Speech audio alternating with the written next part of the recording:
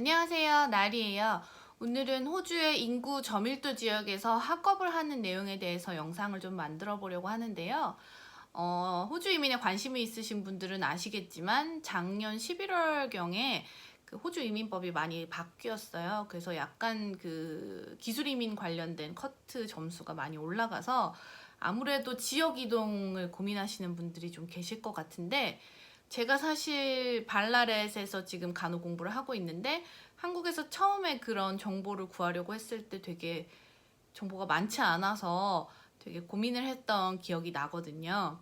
그리고 제가 찾았던 정보가 네이버에서 그 굉장히 그 호주 간호 쪽으로 좀 블로깅을 꾸준하게 하시고 유명하신 분의 그런 글이었는데, 그분은 이제 호주 그 발라렛에 오셨다가 1학년 그 과정을 저랑 같은 학교에서 하시고 다시 이제 1년 지나고 멜버른으로 다시 전학을 가신 분이라서 좀 그런 내용이 그 좀 부정적인 내용이 많이 있었고, 사실 또 그 전이 저보다 2년 먼저 저희 학교를 다니셨던 분인데 그때랑 지금이랑 조금 약간 상황이 바뀌었거든요. 그래서 그런 정보들을 좀 제가 생각하는 그런 정보들을 좀 드리고 여러분들이 결정을 하실 수 있도록 좀 도움이 될까 싶어서 영상을 만들려고 합니다. 사실 저도 처음에 발라렛에서 공부를 하는 거를 그 전문가 상담을 받으러 갔을 때 이제 제안을 받았었거든요. 제가 아무래도 좀 나이가 있다 보니까 그 부분에 대해서 조금 우려를 하시면서 발라렛이 학업하기가 괜찮다 이러면서 적극 추천을 하시더라고요.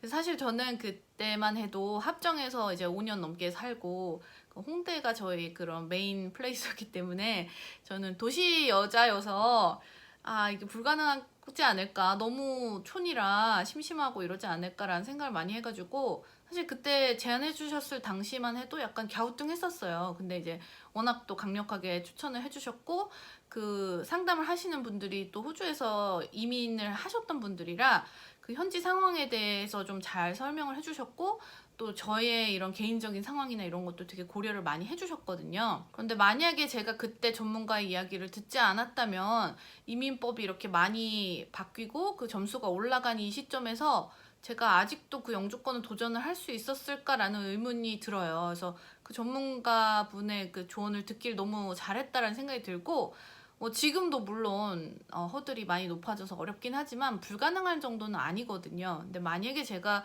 제 고집을 처음에 꺾지 않고 멜버른으로 갔다면 아마 도전 자체가 어려워지지 않았을까라는 생각이 들면서 제가 영상마다 이제 호주 관련된 컨텐츠마다 이제 강조를 하는 게 전문가의 상담을 받으시라.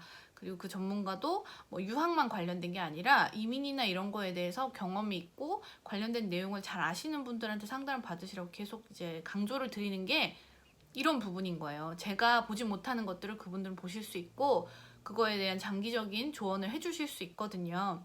일단 저의 소개를 다시 드리자면 저는 지금 호주에서 간호 공부를 하고 있고요. 3학년째 지금 하고 있어요. 그래서 호주 카톨릭 학교에서 그 발라렛이란 지역에서 이제 간호 공부를 하고 있고요. 제가 2년 넘게 이제 있다 보니까 장점도 있고 단점도 있는 것 같아요. 그래서 장점하고 단점 모두를 알려드리도록 하겠습니다. 발라렛은 그 호주 빅토리아 주에서 세 번째로 큰 도시예요. 첫 번째가 멜버른이고 두 번째가 질롱, 그 다음에 발라렛이라고 하더라고요. 근데 질롱은 이제 멜버른이랑 되게 가깝게 있잖아요. 뭐 차로 3, 40분이면 가는데 그 멜버른이 어떻게 보면 이민자들이나 이런 것들로 인해서 오버퍼퓰레이트 되면서 인프라가 굉장히 모자라게 됐어요. 그래서 정부에서 발라렛을 그 다음 이제 유력한 큰 도시로 그 개발이나 이런 것들 많이 밀고 있거든요. 그래서 발라렛이 간호 쪽을 생각하시는 분들한테 되게 좋을 수 있는 게 여기에 이제 또 병원들이 많이 늘어날 거고 그런 쪽으로 이제 투자를 많이 할 거라고 해요. 그러니까 일자리나 이런 것들이 더 많이 가능해질 수 있고 또 만약에 병원이 더 생기게 되면은 그 간호 같은 경우는 실습을 가잖아요. 그런 실습을 또 유리하게 이 근처에서 또 하실 수 있는 기회가 생기겠죠. 그래서 그런 면으로 봤을 때 종합적으로 발라렛은 제가 괜찮은 도시라고 이제 생각이 들고요. 일단 단점부터 좀 말씀을 드리자면 발라렛 겨울이 좀 추운 편이에요. 그리고 좀 비가 많이 와요. 그러니까 춥다고 해서 뭐 한국처럼 막 엄청 춥지는 않은데 마이너스까지 내려가지는 잘 않거든요. 뭐 몇 년에 한 번 눈이 오면 이제 그걸 이제 기념할 정도로 막 눈이 가끔 오는데 영상 3도 정도까지 이제 최저 보통 보면 이제 내려가고요. 낮에 해가 떠 있으면 한 10몇 도까지 올라가요. 그냥 그 정도 사이라서 막 못 살 정도로 춥다는 느낌은 아닌데, 이제 문제가 비가 오기 때문에 굉장히 으슬으슬하고 또 우울하다고 느끼시는 분들이 좀 계시더라고요. 그래서 그런 게 단점으로 작용할 수 있다. 그리고 발랄의 집들이, 특히 이제 그 도심 쪽의 집들은 그 빅토리아 시대, 골드러시 때 이제 지어진 집들이 대부분이라서 바람이 훅훅 들어오는 집들이 많거든요. 그리고 한국처럼 보일러가 있는 게 아니라서 그런 부분을 좀 이제 어렵다고 느끼시는 분들이 계세요. 그리고 두 번째 단점으로는 외롭다라고 많이 느끼실 수 있어요. 그러니까 아무래도 도시에 비해서는 가게들도 뭐 8시면 문을 닫고 그 메인 스트리트가 뭐 이렇게 크지가 않거든요. 거기에 이제 대부분의 카페나 뭐 술집 이런 음식점들이 모여 있는데, 거기 이제 늦게까지 여는데도 뭐 몇 개 있지도 않지만 분위기가 되게 그런 싱글인 분들이 가서 막 즐기고 재밌게 놀 수 있는 분위기는 약간 좀 아니에요. 우리가 생각하는 그런 분위기는 아니고, 오히려 이제 가족적이고 좀 이제 좀 다양한 연령의 사람들이 와서 뭐 좀 술을 마시고 논다거나 이런 느낌이 좀 있기 때문에, 아무래도 그 혼자 계시는 분들이 누군가를 이렇게 새롭게 만난다거나 뭔가 이렇게 사회 소셜 활동을 하는 그런 분위기가 아무래도 좀 인터내셔널한테는 좀 형성이 덜 되어 있기 때문에 많이 외롭다, 심심하다라고 느끼시는 것 같아요. 그래서 그게 이제 두 번째 단점이 될 수 있을 것 같아요. 그리고 세 번째로는 그런 인터내셔널을 위한 인프라가 적다는 게 이제 단점이 될 수 있을 것 같아요. 한 예로 들면, 제가 처음에 이제 1학년에 와서 그 아르바이트를 구하려고 레주메를 되게 많이 돌렸는데, 제가 이제 센트럴 쪽에 살다 보니까 제 집에 인근 쪽에 이제 돌렸거든요. 근데 대부분 뭐 호주인 오너인 가게라서 뭐 인터내셔널을 그렇게 많이 써본 경험이 있는 것도 아니고 되게 저를 좀 생경해 하더라고요. 그리고 연락 오는 데가 많이 없었어요. 그러니까 사실 처음 직장을 구하려면은 가장 비비기 쉬운 데가 이제 한국인 사장 있는 그런 식당이나 뭐 약간 아시안들을 좀 쉽게 고용하고 이렇게 쉽게 쓰잖아요. 그 처음 오신 분들한테는 그게 이제 그래도 비빌 만한 언덕인데 그 언덕이 없는 거죠. 그러니까 조금 일을 구하는데 시간이 많이 걸렸어요. 그래서 그런 부분을 되게 이제 저도 좀 어렵게 느꼈고, 다른 그 인터내셔널 학생들한테도 물어보면은 발라렛은 좀 일 구하기가 어려운 것 같다라고, 이제 처음 진입 단계가 조금 장벽이 높기 때문에 그런 부분이 이제 또 단점으로 작용할 수 있을 것 같고, 또 뭐 아시아마트나 이런 게 많지가 않아요. 사실 멜버른에 있으면 한국 슈퍼도 있고 뭐 아시아마트가 굉장히 길마다 있어가지고 어렵다고 느끼지 않거든요. 그리고 이제 뭐 못 먹는 한국 음식 거의 없어요. 식당도 다 있고. 그렇기 때문에 막 그런 게 그립거나 막 먹고 싶다 이런 생각이 안 드는데, 발라렛은 지금 아시아마트가 2개가 있거든요. 또 뭐 김치도 있고 많진 않지만 약간의 그런 한국의 그런 냉면이나 뭐 이런 것들이 가끔 들어오거든요. 그래서 시티랑 비교하면은 그런 인구 저밀도 지역, 특히 발라렛 같은 그런 데는 그런 인프라가 상당히 적기 때문에 좀 생활하시는데 좀 불편함을 느끼실 수 있을 것 같아요. 그리고 세 번째는 이제 교통 관련된 문제인데요.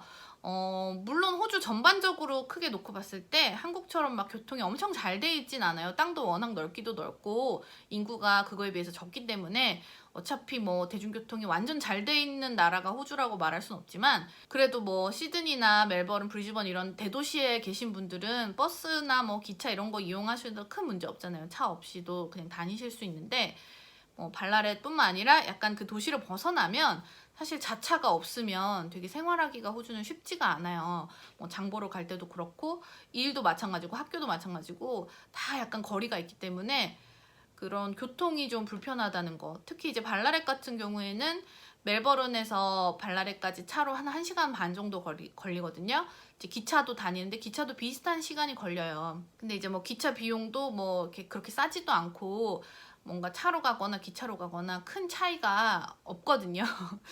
거의 그 비용이나 시간적인 면에서는 차이가 없기 때문에 그렇고, 또 이제 발라렛 안에서 그런 버스를 탄다고 하더라도 버스 배차 시간이 또 넓고 그게 안 올 때가 있어요. 호주는 이제 한국처럼 그렇게 막 정확한 그런 버스 시스템이 아니라서 예고 없이 안 오기도 하고 하거든요. 그래서 굉장히 이제 그런 출퇴근이나 뭐 학업에 이렇게 커뮤트하기가 어려울 수 있어요. 그래서 그런 대중교통이 좀 인프라가 적다는 거가 단점이 될 수 있을 것 같아요. 그러면 이제 장점을 좀 이야기를 해볼게요. 제가 생각하는 가장 첫 번째 중요한 장점은 뭐냐면 물론 이제 이민 관련된 거겠죠. 지역 점수 5점을 추가받을 수 있는 거랑 졸업하고 나서 졸업생 비자를 1년 더 쓸 수 있는 거. 이제 제가 영주권을 신청할 수 있는 시간을 벌 수 있고 또 점수를 그 사이에 또 더 얻을 수 있잖아요. 그러니까 이거는 저는 굉장히 중요한 것 같아요. 사실 그 영주권을 신청하는 데 있어서 내가 바꿀 수 있는 조건하고 바꿀 수 없는 조건이 있잖아요.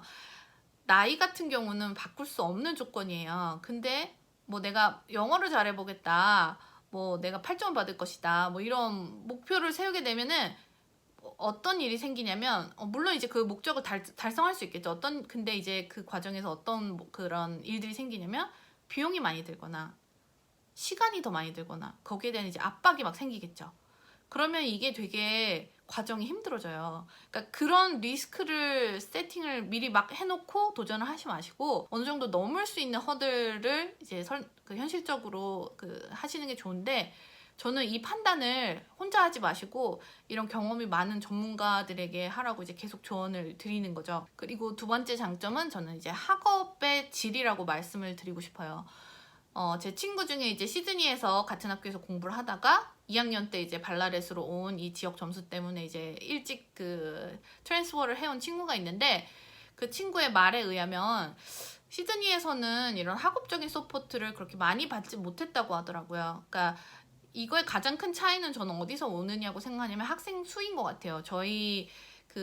제가 다니고 있는 가톨릭 학교, 발라렛에 있는 가톨릭 학교의 전체 학생 수가 제가 구글에 쳐보니까 900명 정도 되더라고요. 근데 그 900명 중에 저희가 과가 3개가 있어요. 하나는 에듀케이션, 하나는 널싱 관련된 과, 그다음 하나는 피지오가 있어요. 그러니까 이 3개를 산술적으로 그냥 3으로 나눠볼게요. 300명이죠.